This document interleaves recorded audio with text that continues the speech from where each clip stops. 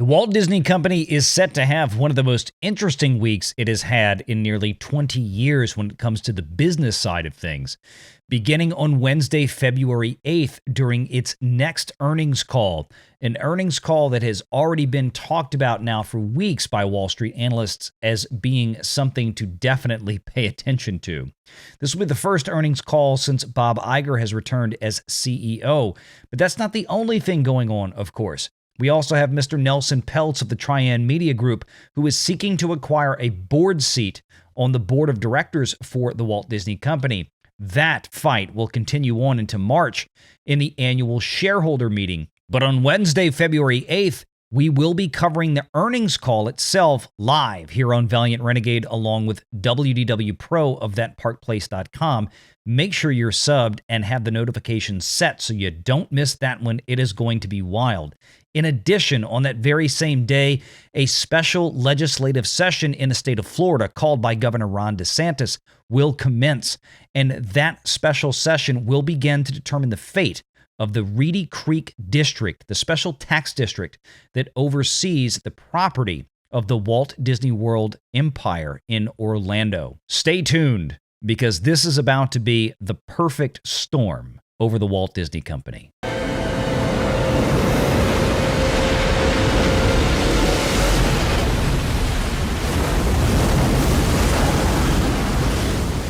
Let's get into it.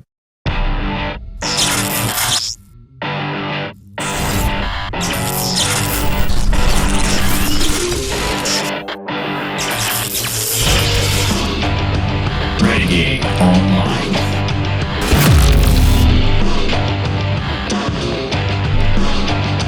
Well, welcome back. Another great day here at Valiant Renegade. It's good to see everybody out there once again. And if you are like one of the many folks watching this video that may not yet be subscribed, please make sure you turn that little red subscribe button to gray, hit that notification bell, share this sucker out on social medias, hit that like button, and of course, please do leave a comment below the video before you head out the door today. The Walt Disney Company is due in the next 30 days for one of the most entertaining business side of things that they have had probably since Michael Eisner was forced out the door nearly 20 years ago. We have an activist investor in Nelson Peltz and Trian Media Group trying to claim a board seat, and he's probably going to have a more than decent shot at getting one, although that is not yet guaranteed at this point, of course. And we will find out whether or not his efforts have been successful at the annual stockholder meetings due in March. But before that, the earnings call on Wednesday, February 8th is certainly to provide some degree of fireworks, and we will be covering that earnings call live here on Valiant Renegade beginning at 3 p.m. U.S. Central Standard Time right here on this channel. And the earnings call is due to kick off just about 30 minutes later. Join myself and I'm sure WDW Pro from thatparkplace.com as we break down everything going on live as it happens. But let's talk about some of the things that are going to play a factor coming up in that earnings call, including some new developments in the state of Florida regarding Ron DeSantis, the Florida legislature, and a new special session coming regarding the Reedy Creek District that is the special taxing district that Walt Disney World occupies in Osceola and Orange counties. From today, and an SEC filing and also posted on the RestoreTheMagic.com website from Nelson Peltz's Trian Management Group, this is the letter that was released today to Walt Disney Company shareholders in an effort to win their proxy votes. Dear fellow Walt Disney Company shareholder, we are proud owners like you of one of the greatest media and entertainment companies of all time, the Walt Disney Company. Disney Magic has captivated global audiences for nearly 100 years with a unique blend of storytelling, innovation, imagination, fantasy, and suspense.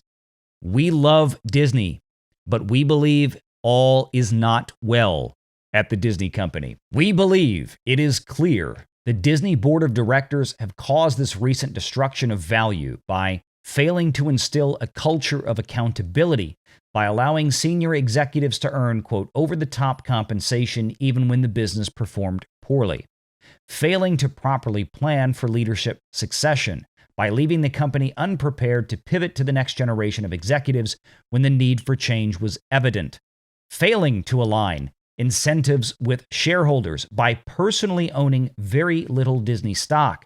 They, the board of director members, do not suffer along with us when their decisions destroy value and are extremely busy elsewhere with demanding full-time jobs of their own.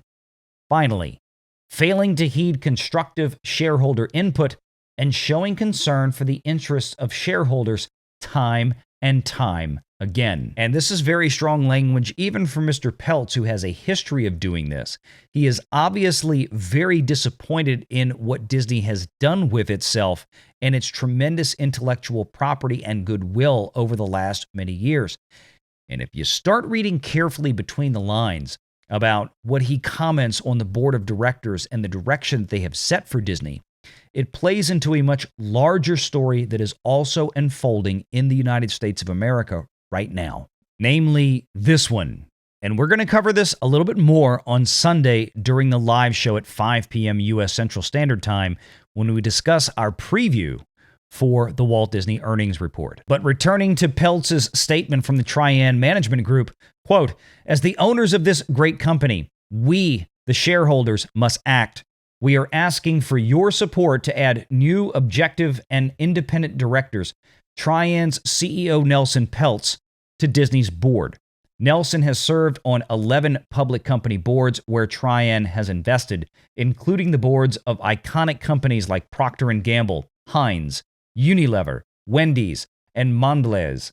As he did on these boards, Nelson is prepared to ask the hard questions at Disney and pursue excellence in strategy, leadership, culture, and performance." And to be clear, the type of performance that Mr. Peltz and Trian are looking for is good business performance, good financial performance, not continuing to take the company down the path of socio-political machinations and messaging that is destroying it. In other words, you cannot put anything above the interest of the shareholders, as is required in simple matters of law by the Securities and Exchange Commission, the regulations that regulate all of these publicly traded companies.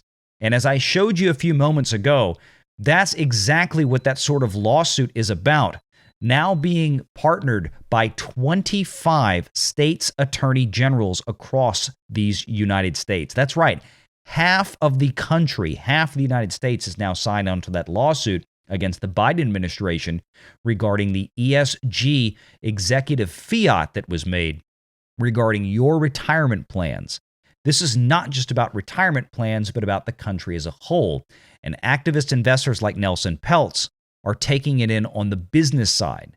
So at the end of the day, frankly, people like Nelson Peltz are a positive shakeup for companies like Disney. Going back to restore the magic, Disney's executives and directors do not want Nelson in the boardroom. Based on our experience, we believe they don't want to be challenged. They don't want to answer the hard questions or have robust debates. They prefer the status quo. But shareholders need someone in the boardroom who is experienced enough, committed enough, and objective enough to insist that Walt Disney live up to its full potential. For his part, Nelson wakes up every day trying to find ways for Trian's investments to generate the best returns. The current Disney directors wake up with challenging day jobs, building cars, selling clothing, processing credit card transactions, sequencing genes, and all these important things. But these accomplished directors are busy, and we believe they cannot possibly focus sufficiently on Disney to ensure that 2023 and 2024 are nothing like 2022. If they could, 2022 would not have been like 2022. Again, this is some very harsh language for somebody of Peltz's nature and for what he's doing with Disney. He is really hammering it home here. Nelson Peltz, whose experience on the boards of some of the world's best companies is unrivaled, and he would seek to work collaboratively with the members of Disney's board to help, 1.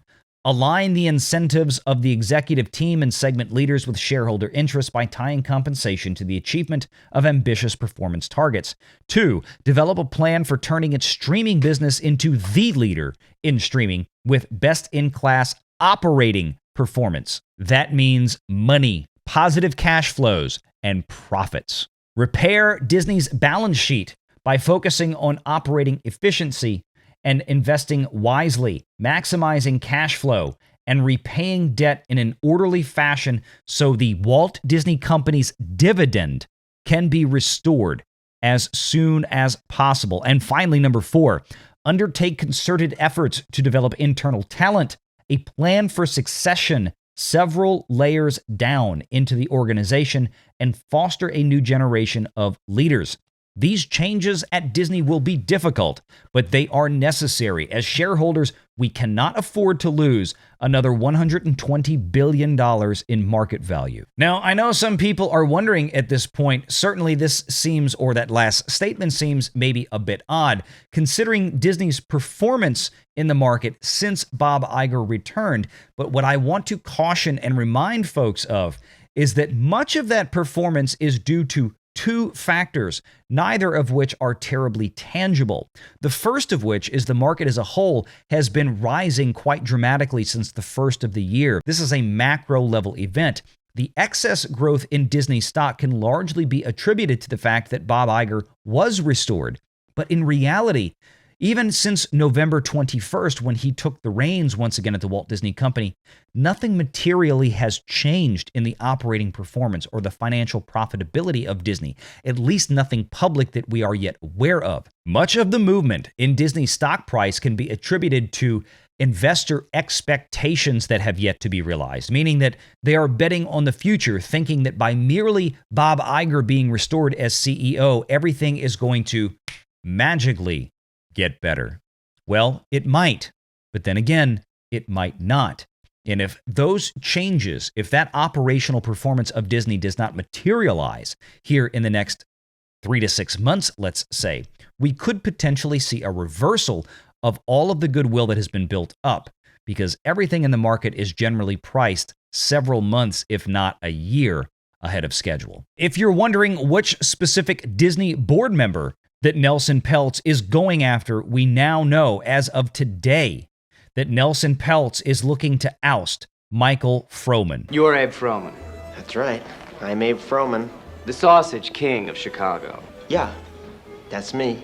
And if you're wondering who Michael Froman is, he's been with the Walt Disney Board of Directors since 2018.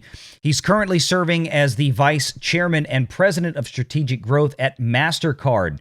So if you're wondering why Mr. Peltz made that little dig about people on the board waking up and processing credit card transactions, now you know who he's talking about. Mr. Froman also served in the Obama administration as a United States trade representative in the executive office of the president from 2013 through 2017, and as assistant to the president and deputy national secretary advisor for international economic policy. So why target one board member as opposed to the board in its entirety? Well, again, I think Mr. Nelson Peltz is trying to find the path of least resistance. He's probably not going to be able to get nearly enough support to wipe the slate clean, as it were, on Disney's board. But if he tries to take out one of the heads of the Hydra at Disney and replace that with himself, he might be able to get past it. He might be able to take that out. And that is exactly what his proxy letter going out and his SEC filing on that proxy letter was regarding. If you look at the filing itself, it basically is instructing investors to choose Nelson Peltz as a board member and then withhold their vote for Mr. Michael Froman. And for those of you out there that may own Disney stock, you will probably be receiving something in the United States Postal Service very soon. And as if that wasn't enough for Disney to deal with during the earnings call next week, guess what? Ron DeSantis has a left hook coming in right to Bob Iger's chin.